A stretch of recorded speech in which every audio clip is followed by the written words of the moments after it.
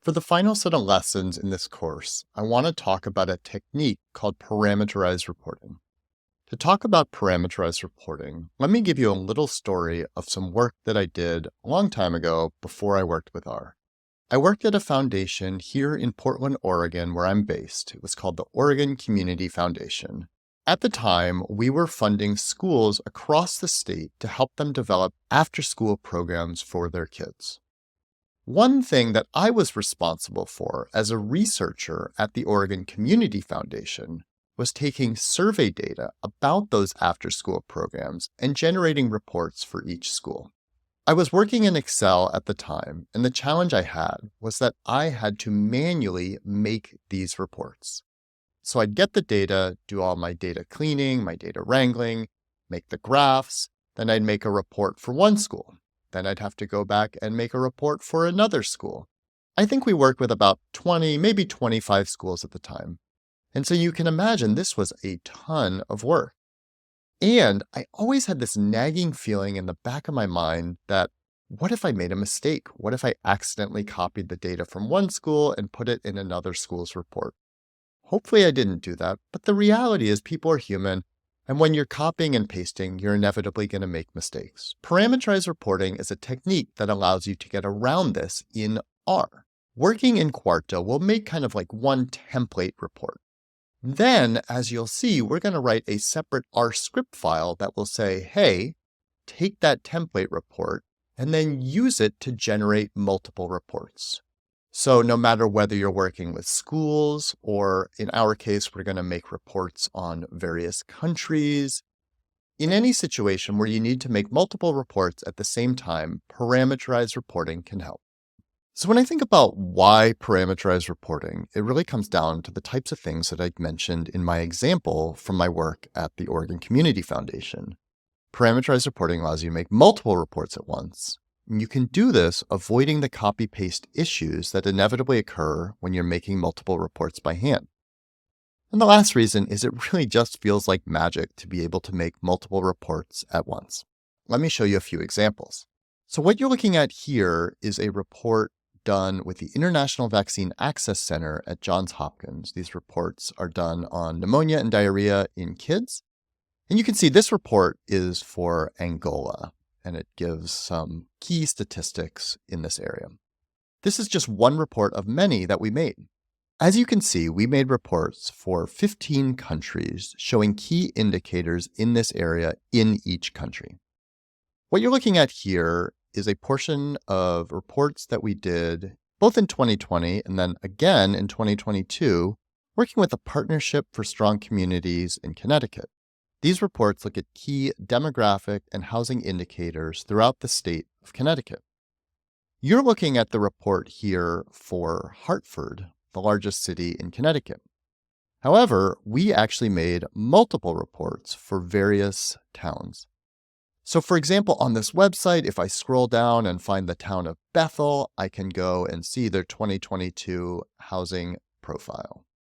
And if I scroll down, you can see the report for Bethel.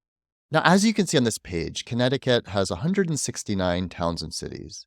Making reports like this by hand would be impossible, but by using parameterized reporting, we could do this efficiently. So let's talk now about how parameterized reporting works. So I'm going to show you a diagram here of how parameterized reporting works. You start out with a report.qmd file. This is sort of your template file. Then, separately, you're going to create a render.r script file. What that render.r file does is it has code in it that renders the report.qmd file. But it doesn't just render it once, it renders it multiple times. And when we render it multiple times, we get multiple reports. So in this case, you might get a report for Afghanistan, then Albania, then Algeria, then Angola.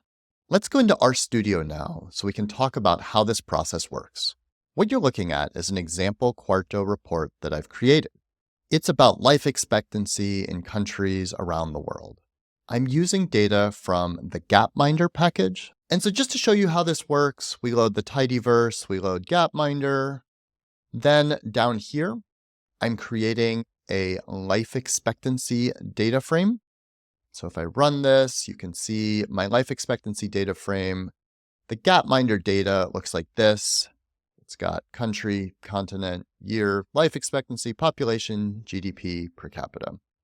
So for life expectancy, I only need a few variables: country, year, life expectancy, which I get on line 18. And then let's say I just want to make this report about Afghanistan. So I'm going to filter so that country is Afghanistan. So if I open this up, I've got life expectancy. So you can see life expectancy in Afghanistan from 1952 to 2007. So then I go down here, I've got a little header. It says life expectancy in Afghanistan. And then I've got a plot, and we make a little line chart. And if I render this over a bit, so you can see it here, there's my report. Great. Let's imagine now we want to make a report on Albania. So to do that, we just have to switch to Albania there, Albania there, and then we can render, and we get our report for Albania. Now, this is still way more efficient than working in Excel, say, but it's kind of cumbersome, and if you need to make many reports, you're not going to want to do this manually. To automate the process and use parameterized reporting, there are a number of steps. I'm going to walk through it slowly to help you understand exactly what's going on. I've reverted my code here to add Afghanistan instead of Albania, just because that's the first country. So now what I'm going to talk to you about is adding parameters. What you can do is, working in the YAML, you can type params, and then you can type, for example, country Afghanistan. When you create a parameter, make sure you indent correctly. So you put the name of your parameter on the next line, and then you have to indent 2 spaces, or you can hit tab, which will indent it correctly as well. If you don't indent it correctly, it won't work. What this does is it basically creates a variable that you can then use later. So now, instead of typing Afghanistan, if I type params $country, so let me run everything down to here, and let me run this code chunk again. If I go into my environment and open this up, you can see it looks exactly the same because it's using that variable. But if I change this to Albania, run down to here, run that again, open up life expectancy, you can see now we've got Albania. Now, if I render this and look at it, it now has the Albania data in my chart, but here in my header, it still says Afghanistan. Now, I could go and change that to Albania, but that's not really what I want to do because I'm trying to make this process more efficient. So I can use inline R code by adding backtick R, and then I type params $country. So in the same way that here, params country is replaced with Albania, it will also be replaced here. So watch what happens when I render. So I render it, and now it says life expectancy in Albania. Now that you've created parameters in your Quarto document, let's move on to rendering multiple reports. To do that, the first step is to actually work in a separate R script file and render our Quarto document with that script file. Let me show you how this works. Okay, I'm in RStudio and I've opened up the file example render part1.r. You can actually open this file as well. It's in the project that you downloaded and opened in the last lesson. Up at the very top, I've got library Quarto. That is loading an R package called Quarto. It's a little bit confusing because there's Quarto, the kind of overall operating system, which get installed when you install RStudio. But then there's this separate R package called Quarto. So if you don't have it installed, go down to your console and type install.packages Quarto. I'm not going to do it because I already have it installed. Then you'll run library Quarto. Next, what you're looking at here, and yours is going to actually look different because it's got some additional arguments that I'll come back to in a second, but what you're looking at here is Quarto render. It's a function, which you can probably guess from the name, renders a Quarto document. So if I run Quarto render with an input of example-report, watch what happens. It renders my example-report. Now, by default, it's going to just give it the same exact name. So you can see here, we've got example-report.html. I can open my web browser and you can see here is my report. Now, the Quarto render function actually has a bunch of different arguments. If I type down here or $Quarto render in the console, you can see it's going to show me all of the arguments that I could use. You can see there's a lot of them. The ones that I care most about are output file and execute params. The first thing I'm going to do is do output file. So you can give your file a name. So I could call this, let's see, that was a report for Albania, so I'll call it albania.html. Let me run this again, go back to my files, and what do you know? There I've got albania.html. Again, open it in my web browser, there it is. The next argument we're going to use is execute params. This is going to actually allow us to set parameters in our R script file and actually override the parameters that we set in our QMD file. So to do that, I'll do comma, execute params. And then the way I do this is I type list. The reason why I have to do that is because technically, if I look at this, the data structure that it needs here is what's called a named list. So the way I'm going to do this is I need to give it the name of the parameter, and I'm going to say it's country, because again, if I look back here, it's country. So country equals Albania.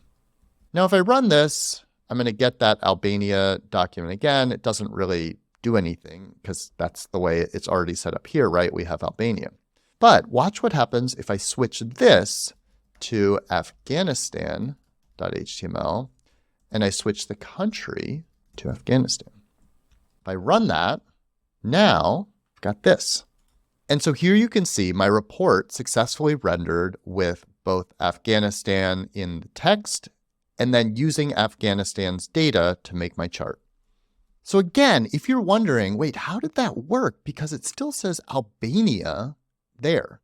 Again, to reiterate, any parameter that you set here will override the parameter that you set in your QMD file. And that's how we can actually parameterize this. Right now, we're just rendering one report at a time. But as you're going to see in a second, we're going to write some code that will essentially kind of like loop over all the potential countries in order to make all possible reports. Now that you've seen how we can use an R script file to render our Quarto documents, let's set up our R script file so that we can create multiple reports at once. So looking at this R script file that we created in the last lesson, let's think about how we would actually use this to create multiple reports. Right now, we've just got Afghanistan here, and we could change it to Albania, we could change it to another country, but it's not very efficient. Really though, just at a conceptual level, what we want to do is we want to get a list of all potential countries. Then we want to run this Quarto render function for each country, setting the name of the output file as well as the parameter to the name of that country. And so what I'm going to show you next is how we're going to convert this code into code that will create reports for each country. Okay, so what you're looking at here is example render part2.r. The first thing we're going to do is we're going to load three packages: Quarto, Tidyverse, and Gapminder. The Gapminder package we're actually loading because the first thing we want to do is we want to get a list, or in our terms, a vector of all the countries that we want to create reports for. To do that, the first approach you might take is something like this. Like, okay, well, I need to get all countries, so I'll do countries, Afghanistan, and then Albania, and just kind of manually type them out. First of all, that's incredibly inefficient because you have to type out, I don't know, nearly 200 countries, I think. Second of all, what if you misspell something? What if I type Albania and forget the I? It's not going to work. So you don't want to do it that way. The way to do it instead is the code that starts here on line 5. I'm going to actually comment this out for a second just to show you what it does. So I'm starting with that Gapminder data frame, which looks like that. You can see it's got country, but it's got country repeated multiple times. I don't need it repeated multiple times, so I'm going to use distinct country, which gives me just that variable, so the country variable, and just one row for each country. Then I'm going to use pull country. What that does is it pulls it out, and it's got now a vector for each country. Now at the end, what I've done is I've added as character because technically these are factors and it's not actually going to work. For your data, that may or may not be necessary, but for me, it will. You can see now it no longer has those levels here. Okay, now if I run this and save that as countries, you can see I've got it up here. Okay, now that we have all our countries in that vector, we're going to next create a tibble or a data frame that has the data that we need for each country. So in other words, this data frame or tibble will have one row that has the data to render the Afghanistan report. The next row will have the data needed to render the Albania report, etc. To do that, let me actually show you what I'm doing. So this tibble function comes from the tibble package, which comes from the tidyverse, which is one of the reasons why we loaded it here, as well as using distinct and some other things. Okay, then what I'm doing, and I'm going to actually delete this for now. I am now creating the output file, but I'm using that countries vector. And I'm using that with the strglue function, which is going to combine variables. So this countries has the curly brackets around it because I'm saying use the variable countries .html. So the .html will just be raw text.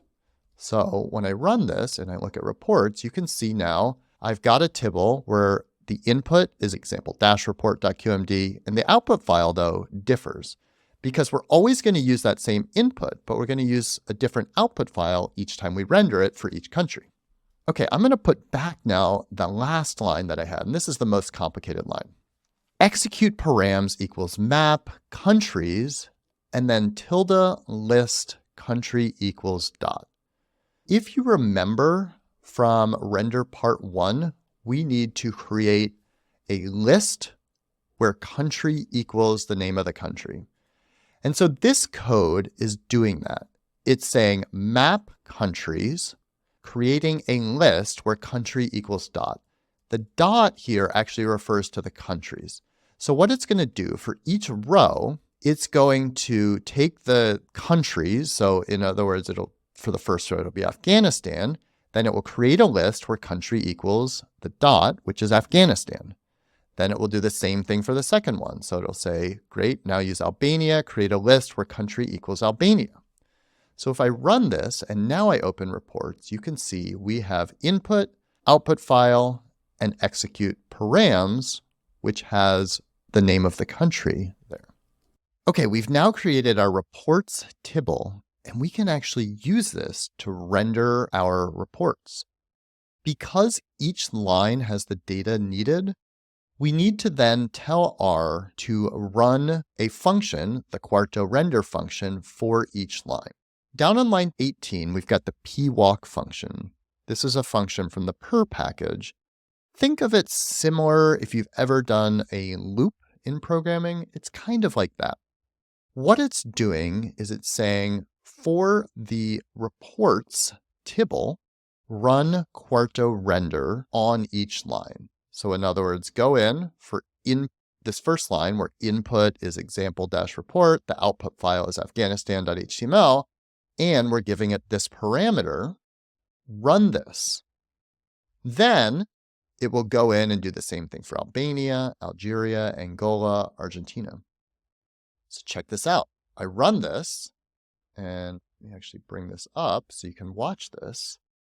It's created Albania, Afghanistan, Algeria, Angola, Argentina, and it will go on for all of our countries and create our reports.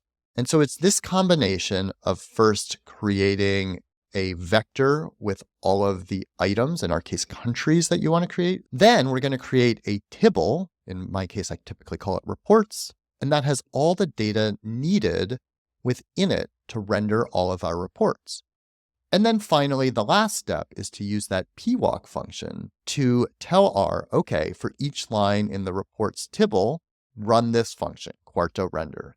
And that will serve to render each of our reports.